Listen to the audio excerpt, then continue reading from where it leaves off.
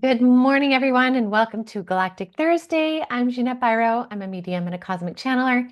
And on Thursdays, we tap straight into messages from the stars. So whether it's in the form of mediumship or channeling, I will connect into our galactic family and see what they have to share. So before I do that, though, I want to share with you a new offering that I have, and I'm really excited about it. Um, it's an opportunity for you to ask a personal question or three, and I will tune into spirit and give you the answer.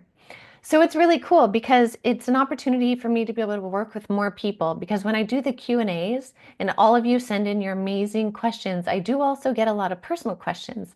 You know, um, personal questions like, should I take this job? Should I do this? Should I do that? And this allows me the opportunity to do that tune in for you and send you a recorded response. So I'm so excited about this. This is just, it's a new way to share the information to help you all along on your path and bring in that beautiful connection with spirit. So it's called the Tune Into Spirit audio recordings, and you can find it on the Avalon Spirit website under personal journey guides. So yeah, if that feels aligned, you can check it out there. Okay, let's get back to today. Let's see, who do we have here?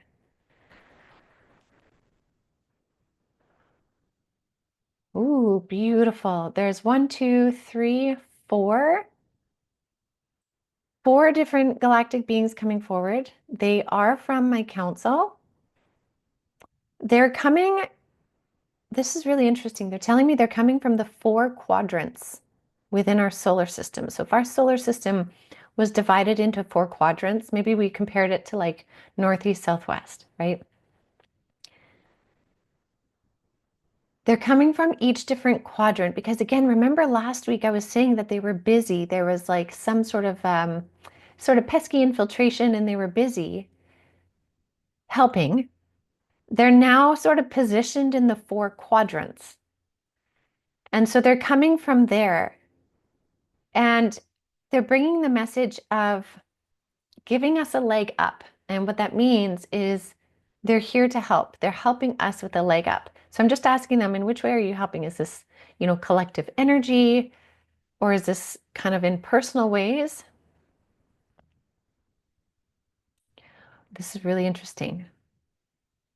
So, by them positioning themselves in the four quadrants, they get to sort of like if you pictured laser beams coming across from those four quadrants and they meet in the middle, and it's like Earth is right in the middle, they're amplifying this energy to the planet itself, which is amplifying Earth's frequency also. So, we know that Mother Gaia, Mother Earth, is also like a sentient entity, okay? So they're amplifying or reinforcing her energy. Again, it's more of like an amplification. They're amplifying her energy, which then amplifies the energy that moves up through our feet and into our bodies because we walk on Earth. So we had this really crazy moon in Scorpio that was really deep and kind of turbulent for some people. But then we also have our galactics now, though, in these quadrants, sending these sort of like energies. They're showing it to me as light, it's green light into Earth so that it moves through Earth and through our bodies. And they're saying we're bringing in insights and inspiration, but they're going to feel like they come from within. And it's like they come up from your feet and out. So come up through your feet into your heart space and out in the form of like an expression. So you may find yourself really drawn to some sort of artistic outlet. Could be like painting, singing, dancing, movement, gardening, something that brings, as it comes out, you're bringing in more beauty. You're creating beauty. Now, beauty is so subjective, right? Like, really, what is beautiful? I mean, they've done so many studies on what people consider beautiful. And if you just think of how people interpret art, for example, somebody can see one art piece and be like, what is that? And the next person is just so moved by what it brings up in them, right? Same with dance, same with even, what we find attractive in people or in home style or anything, right? Beauty is so subjective. So, however that comes out from within you, is what is meant to come out, and there's beauty in it. And that's what they're wanting to bring forward, is they're saying, if you can start to see things through the lens of beauty,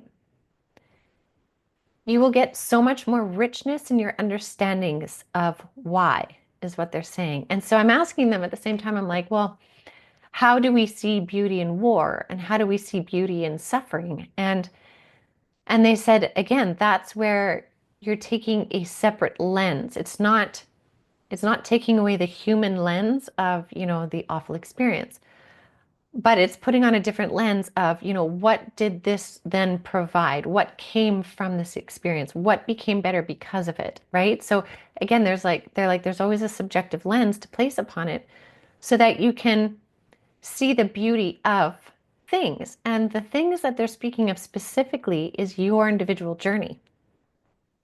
Seeing the beautiful parts in your individual journey and recognizing the times in which you had to suffer greatly, or trials and tribulations, or confusion, or not knowing, or feeling lost, or whatever, and finding the beauty in it so that when you look at your life as a whole, you're actually so emotionally charged by how amazing your journey has been.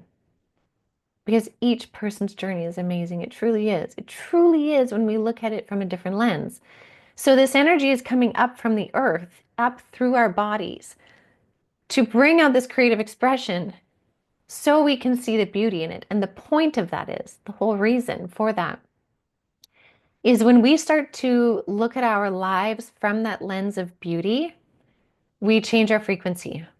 And more specifically, they're saying we create this sort of hub frequency around ourselves that is actually thicker. It's not actually thicker, but it's a way to try and express it. I guess I could say it's a more intricate pattern, a more intricate geometrical pattern. But it has this concept of being thicker, meaning it is less permeable to pesky energies, to whirly galactic energies, whirly planetary energies, like the moon, right? The Scorpio moon, for example, was very whirly. But when we see things through the lens of beauty, we actually reinforce our energy. It's kind of like, if you know the tarot card, the Seven of Wands. The Seven of Wands is this like holding your energy sacred, keeping a boundary around you. By seeing your life through that lens of beauty, you're creating this reinforced field that helps you hold that frequency. And they're saying that that is so important right now with where we are moving and the fast-paced momentum that we've been talking about. It's so important that we hold on to those frequencies to anchor in these new timelines, these new energetics and stuff, because there's been massive timeline shifting. This year specifically is a huge timeline shift. There's a lot of integrating that goes into that. And they're saying lastly too, when you hold that frequency through the lens of beauty, again, it's a higher perspective, you also dismantle the ties that bind you to the lower frequencies. And in a sense, they're giving me it in a way that you will notice when you're seeing through that lens that you take things less personally. That's how you can tell that it's working, is you start to take things less personally. Very interesting.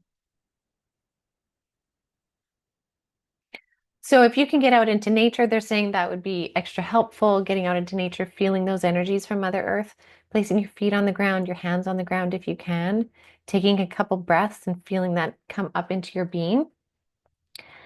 But it's very present and it's meant to permeate. So I think that's so cool.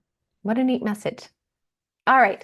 Well, I will leave that with all of you for now. Thank you, as always, for checking into the messages, your shares, your comments. I love this community that we've created, the kindness, the stories shared. And I wish you all a beautiful rest of your day. Oh, and I want to say, do check out Cosmic Consciousness next week. On Wednesday, I will be hosting Cosmic Consciousness. We're going to be talking about the chaos. We're going to be talking about CERN. We're going to be talking about timeline glitches. We're going into deep detail from Spirit and some channeled messages. So if you want to sign up for that, you can do so at avalonspirit.com under Cosmic Consciousness. And I look forward to seeing you there. So have a beautiful day, everyone.